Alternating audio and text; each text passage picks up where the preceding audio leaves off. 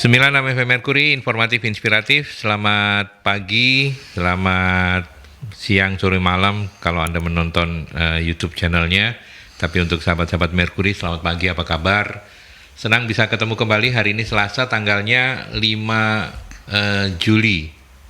Ya, Juni apa Juli ya? Juli ya, oke. Saya sampai lupa. 5 Juli 2022 kita bertemu kembali di Dialog Solusi Sumber Daya Manusia bersama teman-teman dari Magnet Solusi Integra MSC Consulting. Dan pagi hari ini kita akan bahas tentang bagaimana peta potensi karyawan sesuai pendekatan Human Asset Value. Hadir di studio yang pertama dari Magnet Solusi Integra MSC Consulting ada Farah. Farah, apa kabar? Selamat pagi. Pagi Mas Aldi, pagi juga sahabat Mercury semua. Oke, sehat ya? Alhamdulillah. Alhamdulillah. Kemudian kita ketemu lagi juga dengan Mbak Iva Dewi Amalia, praktisi HR. Panggilnya Iva kan ya? Iya betul. Mbak Iva, apa kabar? Alhamdulillah.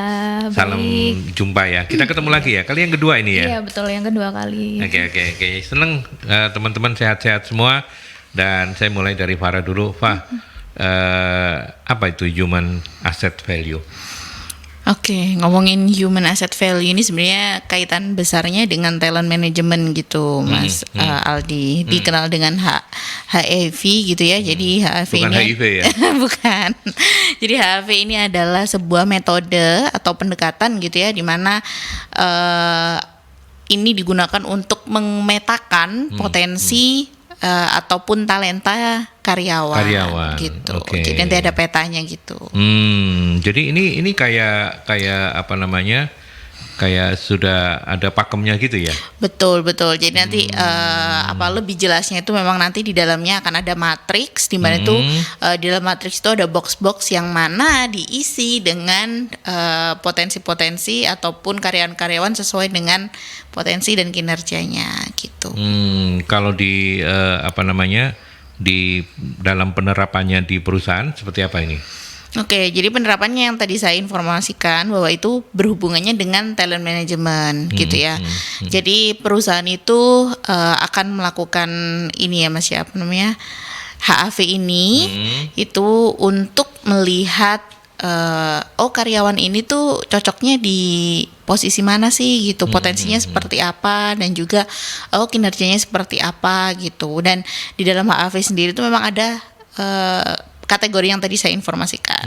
Itu ada yang 9 box, ada juga yang 16 box ya kalau nggak salah gitu. Jadi tinggal mau pakai yang mana nih, mau pakai yang 9 box atau yang lebih dari 9 box gitu. Jadi nanti akan dipetakan karyawannya sesuai potensi dan kinerjanya ke dalam box-box itu tadi gitu. Oke. Oh, jadi pakemnya itu ya, kalau boleh disebut sebagai sebuah pakemnya itu ada yang 9 box. Ya, istilahnya itu 9 box begitu ya. Iya, 9 box HAV. Oke, gitu. terus ada yang paling terkenal. Terus ada yang 16. Berapa? 16. Iya, 16 box. Bedanya apa antara 9 dan 16? Apakah cuman 9 pastinya lebih sederhana, 16 lebih komprehensif atau apa? Atau ada perbedaan yang signifikan? Kalau 9 biasanya untuk anak-anak marketing misalnya. Kalau 16 karena butuh ketelitian untuk anak-anak finance misalnya. Atau enggak? Biasanya kenapa pakai 9 atau pakai 16 boxnya atau matriksnya itu didasarkan pada kebutuhan organisasinya nih Mas Aldi gitu. Oke. Jadi kadang-kadang kan kalau misalnya kita memetakan karyawan itu ada yang dia itu so-so gitu kan. Gitu. Jadi kalau misalkan mau ditaruh di atas kok kayaknya kebagusan gitu kan. Kalau misalkan ditaruh di matriks yang level bawahnya itu kok kerendahan gitu kan. Nah, makanya akhirnya sederhanakan lagi gitu. Jadi dipecah agar orang-orang yang di tengah-tengah ini, di level so-so ini itu bisa nggak jelek-jelek banget atau nggak bagus-bagus banget. Jadi mereka berada di tengah untuk bisa dikembangkan nantinya. Gitu. Jadi keputusannya biasanya itu. Tapi kalau misalkan memang mau pakai 9 pun nggak apa-apa. Tapi kan lebih pakem ya, maksudnya bagus ya bagus gitu, jelek ya jelek gitu. Oke. Jadi istilahnya yang 16 itu perluasan, kalau 9 itu masih meragukan pakai 16 gitu. Betul. Ya. Oke. Mbak Iva, pengalaman Anda sebagai praktisi HR terkait dengan HAV ini seperti apa dalam penerapannya? Oke, untuk HEV ini ya hampir sama kayak Mbak Farah, cuman di sini pemetaan kompetensinya tuh berdasarkan kemampuan karyawan. Jadi biar karyawan tuh mampu mengelola sama mengembangkan melalui strategi yang tepat juga dari perusahaan kayak gitu. Untuk box-boxnya tadi juga hampir sama kayak yang Mbak Farah ceritakan atau jelaskan, kurang lebihnya memang hampir sama kayak gitu. Gitu. Jadi kita lihat dulu dari karyawannya, dari kompetensi yang dia miliki, dari skill yang dia miliki, disesuaikan juga dia di level yang mana, ditempatkan di mana kayak gitu. Sepenting apa sih HEV? Kenapa kita bahas hari ini menurut Mbak Iva? Oke. Karena kenapa HEV ini penting, karena ya itu tadi itu kan kayak salah satu aset dari perusahaan berupa sumber daya manusianya gitu. Jadi kenapa penting ya, kalau misal orang-orangnya tadi nggak kompeten ya buat apa kita rekrut orang tersebut Gitu ya? kayak gitu kan. Terus pasti juga merugikan perusahaan juga pastinya kayak gitu. Ya. Dan Far, kalau misalnya mau menerapkan HAV ini ya, itu apakah periodik, misalnya memang ada jenjangnya begitu, misalnya setiap 6 bulan karyawan itu potensinya di mapping melalui HAV, atau seperti apa kelazimannya?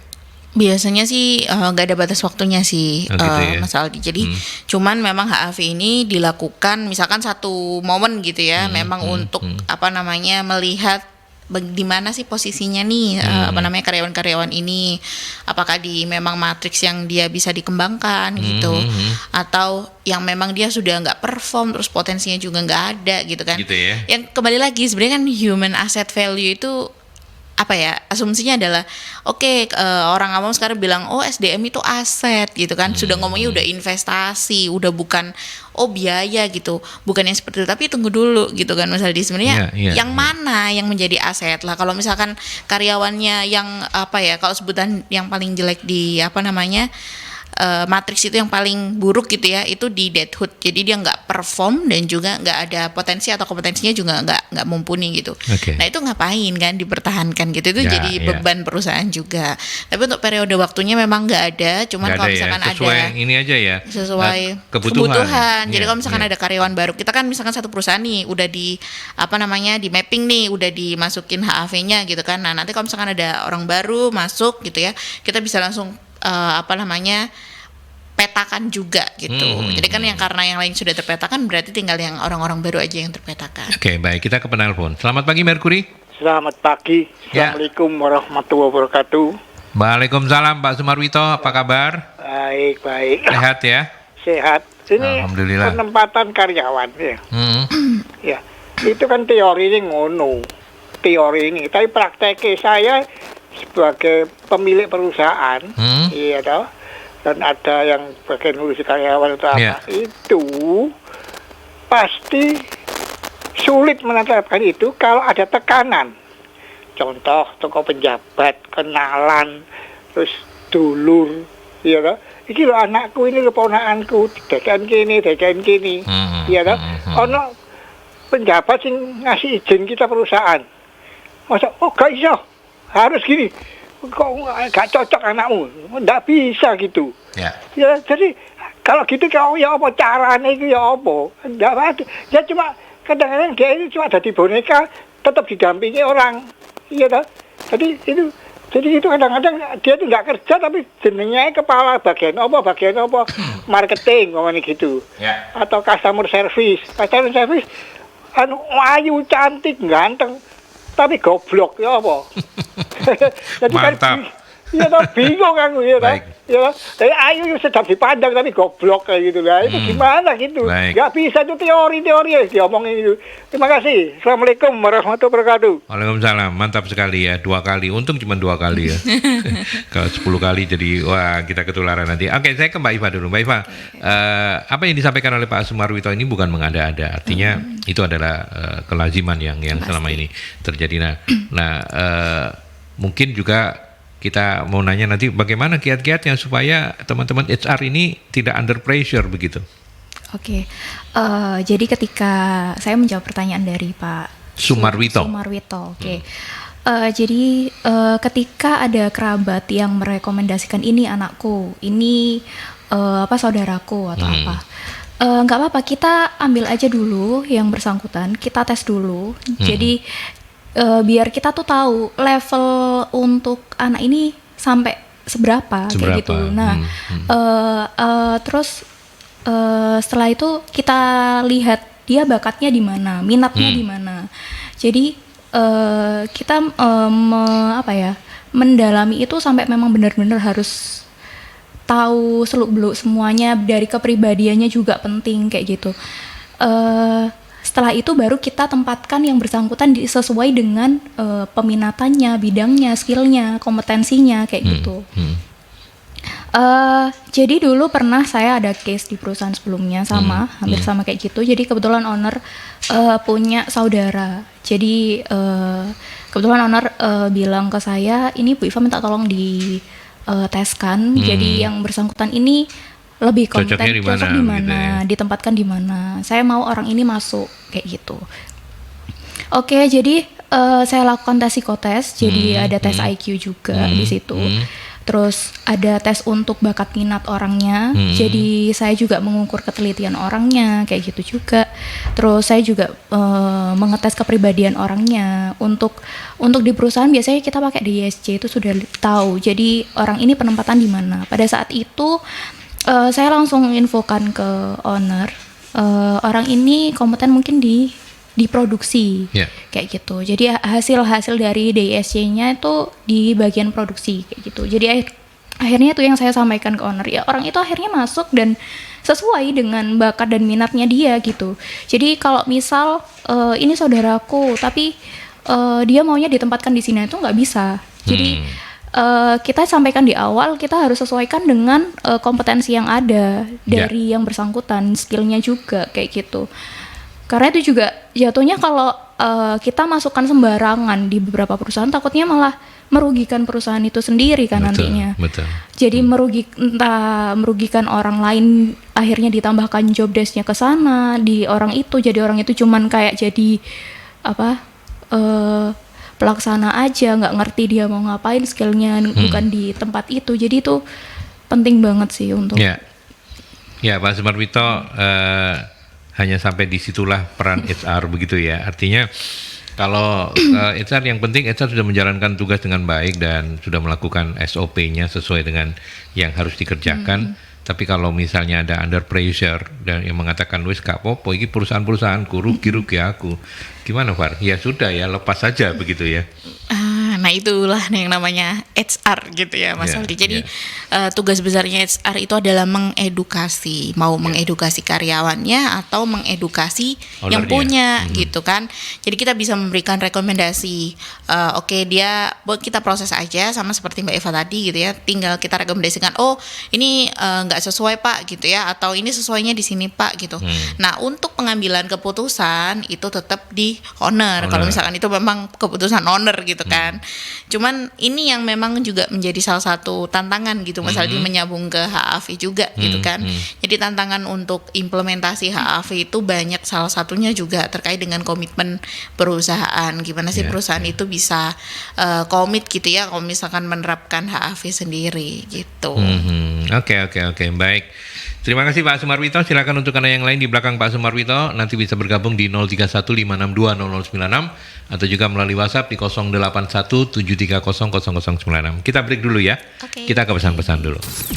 Oke, kita lanjut kembali. Silakan Anda yang mau sharing-sharing bersama para narasumber di 0315620096. Itu by phone seperti Pak Sumarwito atau juga melalui WhatsApp di 0817300096 ya. Hari ini kita membahas tentang human asset value ya, seberapa pentingnya ini untuk bisa melakukan pemetaan terhadap potensi karyawan. Tadi sudah kita bahas di awal-awal dan terima kasih Pak Sumarwito juga sudah berkenan untuk sharing. Nah, sekarang kita lebih pertegas lagi bagaimana implementasi pendekatan HAV dalam penerapan di perusahaan. Saya ke Mbak Iva dulu. Mbak Iva, seperti apa implementasinya? Mungkin bisa dijelaskan lebih detail begitu. terkait dengan implementasi HAV ini dimulai dari mana, harus seperti apa, monggo silakan. Oke, untuk implementasi di HAV ini biasanya kalau dari internal SDM-nya itu bisa dilakukan pelatihan kayak gitu. Jadi untuk pelatihan, untuk penambahan kompetensi, skill kayak gitu. Terus kalau misal dari skill dan kompetensinya sudah ada, cuman dia hanya perlu dibina, itu juga bisa melakukan pembinaan di pihak internalnya kayak gitu. Terus juga bisa dari apabila dari sistem dari perusahaannya yang perlu ada perubahan, itu juga bisa dari internal perusahaannya kayak gitu. Dan mungkin juga bisa memberikan kesempatan untuk sumber daya yang ada di internal perusahaan untuk berkembang kayak gitu. Jadi, kalau sebentar saya potong, kalau pelatihan yang dilakukan itu bisa eksternal ya, bisa dilakukan oleh pihak eksternal, bisa. Jadi bisa ya. Nanti hasilnya baru di-arrange sama HR dan kemudian disitulah istilahnya HAV itu ya dimulai begitu ya. Jadi HR yang kompilasi hasilnya begitu. Jadi nanti mungkin HR yang menilai dari hasil pelatihan eksternal ini kayak gimana hasilnya. Nanti bisa diskusi antara HR dengan pihak eksternal itu tadi untuk orang ini berarti di mana yang sesuai dengan mungkin job desk-nya atau keahliannya kayak gitu. Oke. Para mau menambahkan soal implementasi? Iya, jadi untuk implementasi mungkin yang disampaikan sama Mbak Iva itu tadi adalah next step-nya gitu. Jadi awal kita mau melakukan HAV itu adalah pengukuran yang pasti Mas Aldi. Kan kita mau memetakan gitu kan. Nah, kalau mau memetakan berarti kita harus ngukur dulu nih biar tahu dia di peta yang mana, dia posisinya yang di mana. Jadi kita melakukan pengukuran yang diukur itu ada 2 gitu ya. Jadi pertama adalah kinerja gitu ya, dan yang kedua itu adalah potensi atau kompetensi. Biasanya yang paling mudah memang potensi gitu kan, karena kalau sudah ngomongin kompetensi itu organisasinya memang harus lebih siap lagi gitu. Jadi yang lebih mudah adalah potensi. Jadi kinerja dan potensi itu diukur dulu nih gitu sama organisasi, misalkan sama HR gitu ya. Diukur kemudian baru nanti dipetakan. Misalkan ada orang yang karyawan ini kinerjanya bagus gitu kan. Potensinya juga bagus. Oke, berarti dia bisa masuk ke matriks yang paling kanan dan atas gitu. Karena untuk matriks ini tuh punya sumbunya itu XY gitu Mas Aldi. Yang X itu adalah kinerja, potensinya yang Y-nya gitu. Dan kalau misalkan ada nggak sih orang yang kinerjanya bagus tapi potensinya belum optimal, ada gitu kan. Atau juga ada yang tadi misalkan dia kinerjanya jelek, potensinya juga nggak ada. Dan next step dari proses pemetaan ini, kalau misalkan sudah terpetakan semua gitu, kita kan bakal tahu banyak hal. Pertama, kita punya talent pool nih, kita punya siapa aja sih orang-orang yang berpotensi untuk meningkatkan karirnya, mudah dipromosikan, bisa menggantikan key position yang kosong, misalkan seperti itu.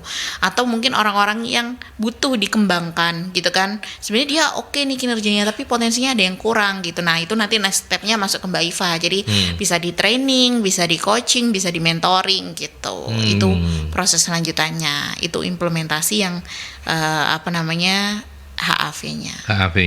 Jadi kalau kemudian kita perjelas lagi dengan tools apa yang dipakai, seperti apa ya Far ya?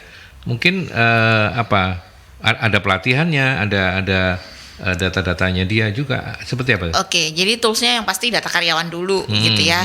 Terus kemudian karena kita tadi ngukur kinerja dan juga potensi, berarti ada 2 lagi tools yang dipakai, yaitu penilaian kinerja. Ini mau pakai KPI, mau pakai 360 degree gitu ya, pakai apa aja memang mengukur kinerja, mau pakai pacuan omset gitu ya, yang sederhana juga bisa.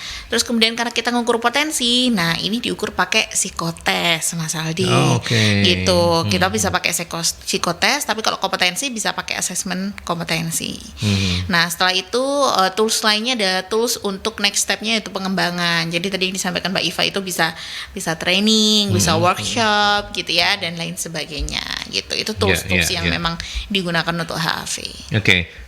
Mbak Iva, saya juga ingin mempertegas tadi yang disampaikan di awal oleh Mbak Farah terkait dengan 9 box dan 16 box begitu ya. Ya. Nah, artinya dalam penjelasannya saya pikir 9 box itu human asset value itu sudah ada box ini yang kemudian harus dikerjakan.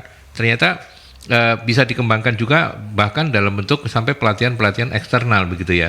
Nah itu masuk di box-box itu atau seperti apa? Saya nggak paham. Oke. Kalau yang di box-box ini berupa penilaian dari hasil gitu. Jadi jadi sebentar, penilaian dari hasil yang cara menilainya bisa dilakukan macam-macam ya Far ya. Iya betul. Yang dilakukan dengan yang dijelaskan Mbak Farah tadi. Oke, apa saja itu 9 box kalau mungkin. Jadi kan itu ada potensi sama performan ya, kayak gitu. Dari yang rendah sampai tinggi, kayak gitu. Terus potensi juga sama, dinilai dari rendah sampai tinggi. Nah, kalau kita butuhnya cuman sebagai staff, oke, berarti kita cuman di level tengah aja, mungkin moderate namanya ya. Jadi di level yang tengah-tengah ini aja udah cukup. Jadi dari penilaian itu baik dari 360 degree atau KPI juga bisa kayak gitu. Kalau memang dia sudah sesuai di 9 box tadi dan sesuai dengan di level moderate, selevel staffnya dia, ya sudah, kita nggak perlu melakukan pengembangan atau apapun lagi terhadap orang ini kayak gitu. Jadi kalau misal orang ini ternyata di level SPV harusnya, cuman dia masih di level staff. Nah, di sini berarti dia harus mencapai level mana kayak gitu. Kalau misal dia harus mencapai di level yang high karena dia udah level SPV di atas staff kayak gitu. Nah, kita lakukan pengembangan dulu dan kita nilai dulu dari KPI-nya dia, dari 360 degree-nya dia kayak gitu. Dari hasil itu baru kita tahu pengembangan yang akan dilakukan ke orang ini seperti apa kayak gitu. Berarti saya bayangkan bahwa box-box ini adalah parameter ya. Jadi parameter kalau nanti supervisor nih parameternya ada 9 nih, betul. Bayangkan kayak gitu ya. Ini 1 sampai 7 udah, tinggal 8-9-nya kurang. Nah, 8-9-nya dipoles-poles lagi nih gitu ya. Normatifnya gitu, tapi kan kadang-kadang kalau waktu kita udah ngukur gitu ya Mas Aldi, kita kan tahu misalkan manajer gitu. Ini manajer kok ternyata waktu udah dipetakan di 9 box matrixnya HAV, ternyata dia di level yang misalkan kinerjanya jelek dan juga potensinya jelek, itu kan bisa kan. Nah, itu yang memang harus segera diatasi untuk tindak lanjutnya, mau dibina, mau diapakan. Nah, itu dari sana sudah dibina bisa. Atau dibina biasanya loh, Mbak Iva loh yang ngomong, bukan saya. Itu terserah gitu ya. Oke. Apa sih kendala-kendalanya? Apa sih bukan kendala lah. Apa sih tantangan-tantangannya HAV ini sepanjang mungkin Mbak Iva yang lebih banyak di operasional begitu, apa tantangannya? Pernah punya pengalaman seperti apa yang bisa di-sharing? Biasanya sih tantangan dari HR-nya sendiri sama SDM-nya. Kadang kan mungkin dari SDM-nya, masa sih Bu saya kayak gini nilainya, hasilnya kayak gitu. Masa sih saya kurang ini, kayak gitu-gitu. Nah, terus ya kan itu kita jelasin lagi, ya itu kan memang dari penilaian dari atasanmu, dari rekan kerjamu seperti itu. Terus ya memang dari perusahaan kita ada sistem yang seperti ini dan memang harus dijalankan kayak gitu. Kalau kamu masih mau melanjutkan untuk bekerja di sini, ya harus menjalankan ini kayak gitu. Kalau kamu sudah tidak menginginkan, ya semua keputusan ada di sumber daya manusianya itu sendiri kayak gitu. Gitu ya. Farah mau menambahkan apa? Boleh. Jadi kalau untuk tantangannya sebenarnya banyak banget gitu ya, karena kan ini sistem yang digunakan untuk labeling juga kan Mas sebenarnya gitu kan. Nah, pertama dari sisi organisasi, di organisasi ini harus siap dan harus komitmen gitu, bahwa ya kita running HAV, ya sudah kita harus petakan gitu kan. Kalau misalkan memang dia nggak kompeten dan kinerjanya nggak bagus, ya dijelaskan gitu, kayak tadi mungkin dibinasakan, ya sudah gitu kan. Nah, itu kan salah satu komitmen gitu. Nah, selain itu perusahaan juga pasti ngeluarin cost gitu kan. Nah, cost ini apa? Ya kita melakukan pengukuran otomatis kayak misalkan psikotes gitu kan. Nah, kalau misalkan internal nggak mendukung, kita bisa pakai eksternal nih gitu ya, pakai pihak luar, mau pakai konsultan, mau pakai apa gitu. Nah, itu juga cost di sana gitu. Terus terkait dengan ini sih perkembangan organisasi. Jadi untuk HAV sendiri sebenarnya itu mendukung gitu terkait dengan mau berkembang nggak sih ini organisasi. Dan kalau misalkan kita udah tahu nih Mas Aldi gitu ya, mana sih potensi-potensi atau karyawan-karyawan yang bagus-bagus gitu kan, harusnya seneng gitu kan. Oh iya gitu. Nah itu nanti bisa juga untuk organisasi lebih bisa mengatur strategi gimana potensi-potensi ini tetap ada atau sustain gitu di dalam organisasinya. Takutnya kan keluar, kan mereka sudah tahu tuh itu berpotensi gitu kan. Siapa tahu lepas dan sebagainya, itu kan juga rugi Emang ke gitu ya, perusahaan sayang juga gitu ya. Betul. Ya, kalian menurut teman-teman yang ada di HR ini ya, menurut kalian itu kalau misalnya harus memilih dua tipologi karyawan begitu ya. Ada yang satu kompetensinya itu so-so lah ya, nggak bego-bego banget lah, tapi so-so. Cuman dia itu nurut ya. Dia bukan dia good boy atau good girl ya. Tapi di sisi yang lain ada yang kompetensinya luar biasa, pinter banget, kreatif banget, tapi bengal, badung. Itu bagaimana HR melihat dua tipologi ini masing-masing? Iva dulu. Oke, kita lihat dulu dari job deskripsinya dia. Job desk-nya ya. Betul. Oke. Jadi kalau kita nggak butuh orang yang nurut dari job desk itu, misal kayak level marketing ya. Marketing. Biasanya kan dia cuman kayak omset dan target aja gitu kan. Jadi mau lu suka juga balik, monggo gitu. Terserah kayak gitu. Jadi yang penting targetmu tercapai di perusahaan ini kayak gitu. Kan cuman jadi cuman itu pressure-nya di marketing kayak gitu. Kita lihat job desk-nya dulu. Kalau misal di job desk itu butuh orang yang nurut, butuh orang yang konsis, butuh orang yang disiplin dan sebagainya, berarti kita pakai orang yang itu, yang disiplin dan nurut itu tadi. Jadi itu tuh sesuai dengan sesuai dengan kebutuhan dari perusahaan gitu aja sih. Dilihat dari job desk-nya aja. Ya, jawabannya diplomatis ya. Mungkin Mbak Farah lebih tanpa beban bisa menjawab. Gak jauh beda sebenarnya Mas, Oh, karena gitu ya. karena apa? Karena kita ini support modelnya gitu. HR itu adalah support. Ya, Intinya mendukung bagaimana caranya perusahaan itu tetap run kan gitu kan. Nah, kalau terkait dengan dua tipe karyawan tadi gitu, itu yang membedakan adalah treatmentnya. Bisa dari sisi penempatan jabatan itu tadi gitu ya. Sama yang terakhir itu bisa juga melalui pendekatan leadernya nih Mas Aldi gitu kan. Kalau leadernya walaupun hanya bengal tapi yang penting targetnya tercapai, itu biasanya juga leadernya model kayak gitu tuh gitu kan. Gitu. Ada juga leader yang prosedural gitu kan. Yang penting itu ya prosesnya tuh jalan gitu. Hasilnya tuh nanti akan mengikuti dari prosesnya, kan ada yang kayak gitu. Nah, itu juga leadernya juga berpengaruh di sana. Sebenarnya kita hanya HR itu kan menyediakan gitu. Kalau misalkan marketing nih butuh SDM yang seperti ini, ya kita support gitu di sana. Nah, kalau misalkan accounting butuh yang orang teliti, disiplin gitu ya, yang pokoknya bisa kerja utun gitu kan. Nah, kita sediakan orang yang seperti itu gitu. Nanti tinggal pendekatannya seperti apa yang kita berikan agar tetap produktif. Ya. Gitu. Oke, kita break lagi untuk pesan-pesan teman-teman, dan terima kasih untuk beberapa pertanyaan yang sudah dihimpun oleh Mbak Yuli yang ada di Posko. Saya akan sampaikan nanti setelah pesan-pesan. Baik, kita sampai di sesi yang terakhir. Pak Anton, selamat pagi. Apa langkah pertama yang akan dilakukan HR saat memasuki perusahaan saat memasuki perusahaan yang baru pertama punya tim HR? Pak Anton ini mungkin HR yang baru masuk di perusahaan barangkali ya. Silakan, apa yang harus dilakukan? Nah kan, ayo shoot dulu.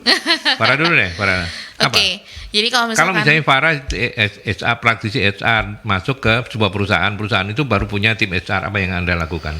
Itu mungkin maksudnya Pak Anton ya. Oke, ini berarti saya dari sisi HR ya Mas Aldi gitu. Jadi ketika saya masuk ke saya pernah soalnya memang masuk ke sebuah organisasi atau perusahaan yang sudah ada sih HR-nya tapi tidak berfungsi. Tidak berfungsi gitu dengan kan. baik dan benar. Iya, jadi sama aja kayak nggak ada. Sama aja kayak nggak ada, betul. Akhirnya saya masuk ke sana, kita petakan dulu nih gitu ya. Yang paling mudah adalah sisi administratif. Otomatis dari kayak kontrak karyawan, status karyawan, dan lain sebagainya kita off-name dulu nih gitu. Terus kalau sudah kita bisa mungkin administratif lainnya itu kayak peraturan perusahaan gitu. Kita edukasi aja ke ownernya gitu kan. Yang memang sedang berlaku seperti ini dan kondisi perusahaan seperti ini. Dampaknya itu seperti ini kalau misalkan tidak sesuai dengan itu misalkan gitu. Tapi untuk keputusan dipakai atau enggak ya itu kembali lagi ya Pak ke ownernya. Setelah itu berapa lama itu biasanya proses-proses untuk benar-benar kayak begitu? Berapa? 2 bulan, 3 bulan, setahun, 2 tahun? Dulu saya 200 karyawan itu 6 bulan. 200 karyawan 6 bulan ya. 6 bulan Oke. itu untuk oknamnya.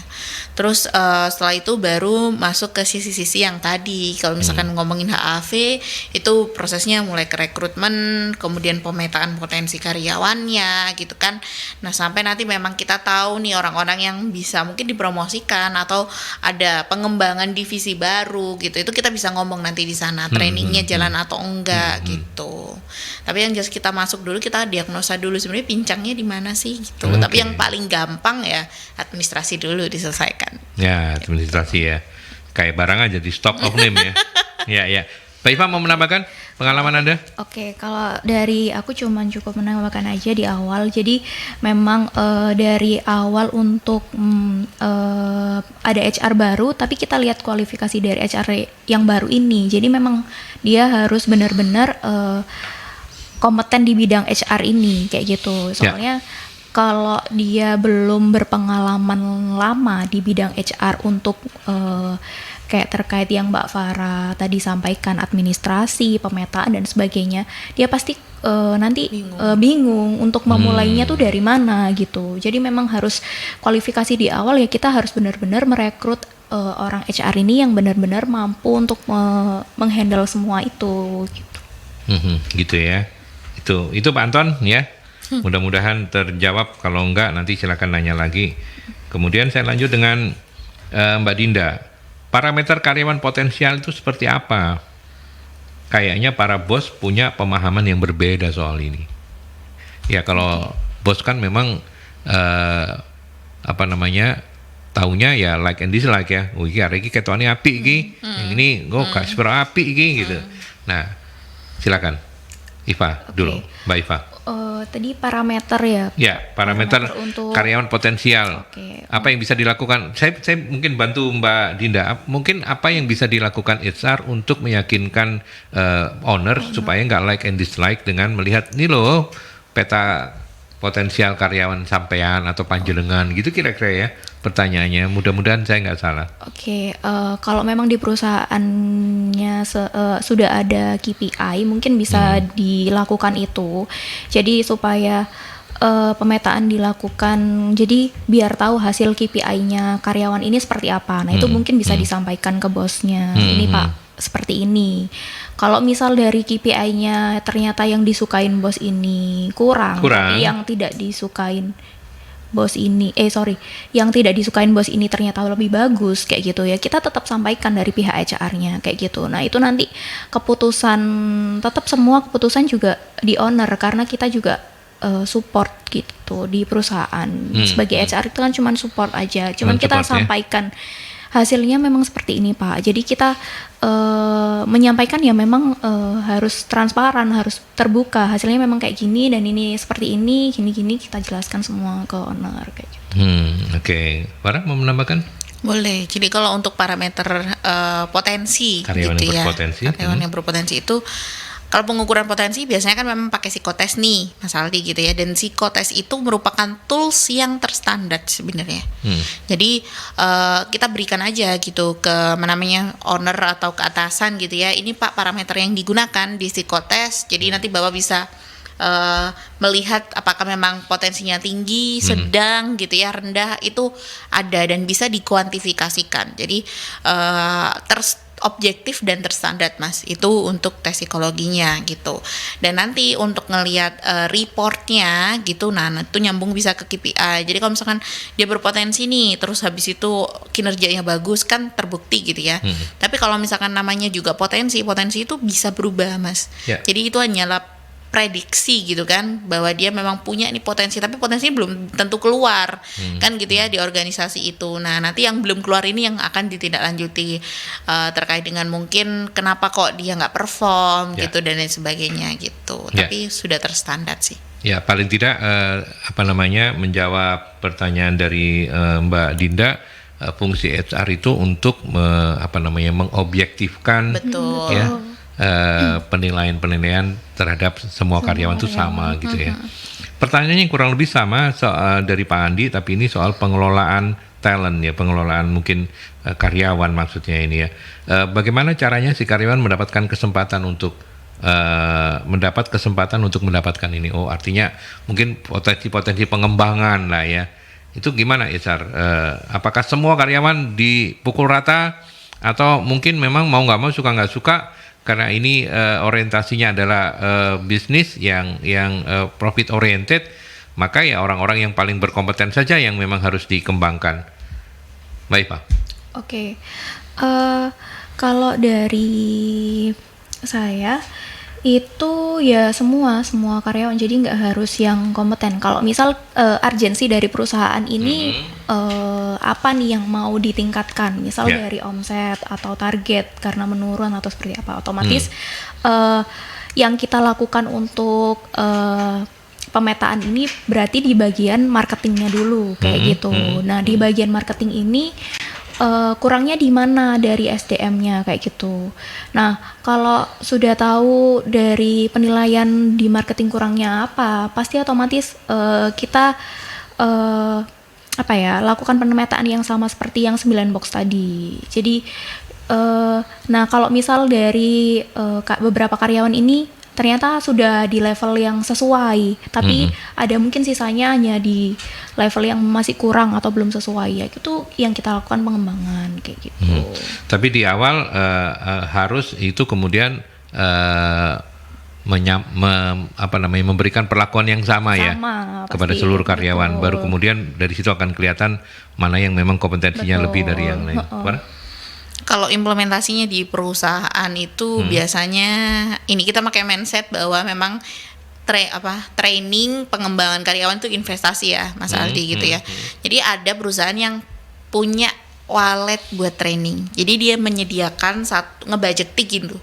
Untuk satu karyawan tuh dikasih misalkan 5 juta setahun untuk melakukan training. Gitu kan. Trainingnya oke lah boleh terkait, memang diutamakan terkait dengan kinerjanya atau pekerjaannya gitu kan. Nah tapi nggak berhenti di situ. Untuk pengembalian dari investasi training itu, itu karyawan tuh biasanya wajib men-sharingkan ilmunya ke dalam internal minimal divisinya gitu. Jadi nanti ketika dia sudah masuk kembali setelah diberikan training, itu dia sharing tuh gitu ya. Kemarin saya di training ini bla bla bla, dia memberikan intinya TOT lah, training of trainer. Jadi dia yang memberikan training ke internal. Nah, selain itu biasanya dikoridori dengan actionnya. Jadi kalau misalkan trainingnya itu puluhan juta gitu misalkan Mas Aldi. Nah itu biasanya organisasi memang mentargetkan setelah kamu keluar dari training, kamu punya program apa gitu ya yang bisa disumbangkan ke organisasi. Jadi nanti ada acting of trainingnya gitu.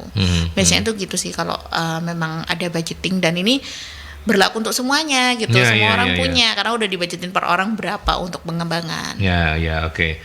Ya, kalau begitu menjawab Pak Andi, ya saya tidak underestimate ya, atau tidak mengajari Pak Andi curiga seperti apa begitu ya.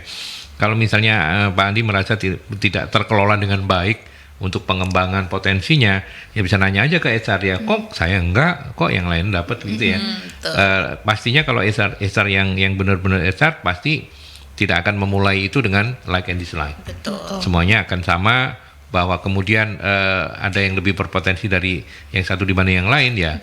Yaitu Anda sendiri yang menentukan gitu ya, kira-kira ya. Gitu Pak Andi ya. Kemudian yang terakhir dari Firda, HAV untuk karyawan senior, bagaimana penerapannya? Bagaimana kontrol untuk ini? Maksudnya mungkin senior ini udah berpuluh-puluh tahun gitu, apa perlu di HAV juga atau seperti apa? Pak? Nggak apa-apa, kita tetap talent kan gitu, kita HAV kan. Kenapa? Karena misalkan untuk regenerasi leadernya nih Mas Aldi gitu ya. Contoh kita pernah nangani di satu rumah sakit gitu ya, yang memang dia mencari direktur gitu kan. Nah direktur ini dinominasi dari mana gitu kan, calon-calonnya dari mana nih yang menempatkan. Kalau kita sudah punya HAV, kita lebih mudah gitu kan ngelihat siapa sih yang bisa berpotensi dari secara kinerja dan potensinya gitu ya, yang bisa mumpuni untuk level direktur ini gitu. Jadi tetap aja nggak apa-apa di HV kan. Kalau misalkan memang gitu ya. Kalau misalkan memang kurang ya berarti harus ada nextnya, mau coaching, training, mentoring. Nah itu next stepnya. Ya, gitu. Senior nggak senior, semakin senior tentunya orientasi jabatannya juga semakin di level tinggi gitu ya. Ya kalau enggak ya berarti karyawan seniornya nggak berkembang juga begitu kan. Tapi silakan mau ditambahin sama Iva. Oke, saya cuma menambahkan aja dari Mbak Farah. Jadi kalau misal udah di level senior, cuman dari level senior ini mau ditambahkan atau seperti apa juga kita lihat dulu dari skill dan kompetensinya. Biasanya kalau dari level senior kan sudah kayak nggak ada tenaga atau effort, nggak kayak dulu ya Pak ya, maksudnya kayak masih usia. Maksudnya udah leto-letoy gitu ya. Gitu, yang senior enggak lama, ada masih bersemangat. Tapi kalau misal dia masih ada semangat dan effort, ya nggak apa-apa gitu. Kita akan berikan itu gitu. Dan itu sesuai dengan kompetensi yang dia dapetin juga dan skill yang dia punya juga saat itu kayak gitu. Ya. Dan menjawab Mbak Firda, percayalah bahwa kalau HR-nya di perusahaan Anda itu menjalankan fungsi HR dengan baik, Mbak Firda, maka terhadap kepada yang senior pun pasti akan juga dilakukan pendekatan ya. Kalau udah mulai kelihatan ogah-ogahan, malas-malasan gitu ya, kenapa jadi kayak begini gitu ya kira-kira ya. Betul. Ya supaya kalau misalnya ada ini jabatan, ada peluang untuk naik jabatan begitu, mereka jadi punya punya kesempatan juga begitu ya. Oke. Jadi memang menarik ya, karena ketika mengelola karyawan itu kan dinamis ya. Banget. Iya betul. Banget ya gitu ya. Apa sih terkait dengan topik kita hari ini, apa closing statementnya dari Mbak Iva? Apa yang kemudian bisa disampaikan untuk teman-teman HR? Mungkin masih banyak kendala-kendala atau apa saya nggak ngerti sih ya, karena saya bukan HR begitu ya. Apa tapi yang bisa disampaikan sebagai sebuah penyemangatan bahwa HR mesti harus bla bla bla gitu. Oke. Saya sebagai praktisi HR itu ya tetap semangat, karena jangan lupa berdoa gitu. Ya, itu kan tetap kita harus upgrade skill juga. Jadi jangan sampai HR juga mesti mengupgrade skillnya dong ya. Pasti, karena nggak cuma duduk-duduk aja loh ya, nggak boleh loh ya. Karena itu juga nanti bisa jadi karyawan yang lebih kompeten daripada HR-nya kayak gitu. Apalagi karyawan juga dari perusahaan sebelumnya mungkin sudah paham tentang kok di perusahaan saya dulu gini, kenapa di sini. Jadi harus tetap upgrade skill. Jadi jangan sampai karyawan ini, mungkin ada karyawan yang ada agak bandel atau apa ketika kita memberikan saran atau pengembangan atau seperti apa terkait HAV juga kayak gitu. Jadi tetap harus semangat untuk upgrade skill, karena itu juga penting untuk HR kayak gitu aja sih. Iya, oke. Baik, Farah, closing statement dan juga apa yang mau disampaikan kegiatan-kegiatannya. Oke, makasih Mas Aldi. Jadi untuk perusahaan-perusahaan di luar sana segera petakan potensi karyawan gitu ya, dan jangan sampai aset yang berharga itu keluar nih dari organisasi. Karena tidak terpetakan, tidak tahu gitu ya Mas Aldi. Tidak terkelola dengan baik. Betul. Ya. Dan dari MSI sendiri memang kita ada nih promo sebenarnya Mas Aldi untuk tes psikologi gitu ya. Jadi untuk pengukuran HAV sendiri kan tadi dari tes psikologi nih. Nah, tes psikologi kita ini lagi diskon 25% nih untuk penanganannya. Tapi nggak dikurangin dong ya? Oh enggak dong, tetap maksudnya, sama. Tulisnya misalnya segini 100 segini, promo ini terus jadi tulisnya cuma segini doang. Enggak ya, bercanda. Sama. Memang lagi ada promo 25%, jadi nanti langsung bisa ngubungin di MSI aja. Dan untuk Jumat ini gitu ya, seperti biasa kita ada webinar yang mengusung untuk Knowledge Management Series. Judulnya peran knowledge worker dalam knowledge management yang diisi oleh Alvin Soleh gitu. Besok tanggal 8 Juli. Kevin apa Alvin? Alvin Soleh, bukan Kevin. Kalau Kevin mah lebih soleh lagi lah ya. Ya kan teman kita itu Kevin tuh solehnya luar biasa. Baik, terima kasih Mbak Iva. Ya, sehat-sehat terus ya. Mas Aldi. Mudah-mudahan nanti bajunya bisa lebih bagus lagi setelah ini ya. Seragam yeah. benderanya ya. Oke. Iwa, thank you ya. Thank you sampai ketemu banget. ya. Oke. Baik, sahabat Merkuri, saya akhiri sampai di sini dialog solusi sumber daya manusia bersama teman-teman dari MSI. Kita jumpa di Selasa pekan depan dengan topik yang berbeda. Sampai jumpa.